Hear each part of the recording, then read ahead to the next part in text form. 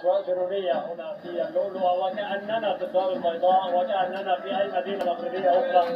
لعلك ترى العلامة المغربية من خلفي، ولكن نترك الجماهير المغربية. يعني كيف رأيت المنتخب المغربي الشوط الأول؟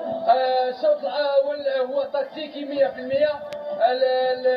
وليد الركراكي طبقوا التعليمات كما هو، والأكثر من هذا هو الانضباط والانسجام من الطرفين، مع ظهور أول مباراة للاعب الظهير الأيسر اللي كان في المستوى كأنه عطية الله، وكذلك المدافع الأوسط جواد اليابق الذي يلعب في الدور الثاني. وهنيئا نترك السيدة تقول أيام متفائلة في الشوط الثاني.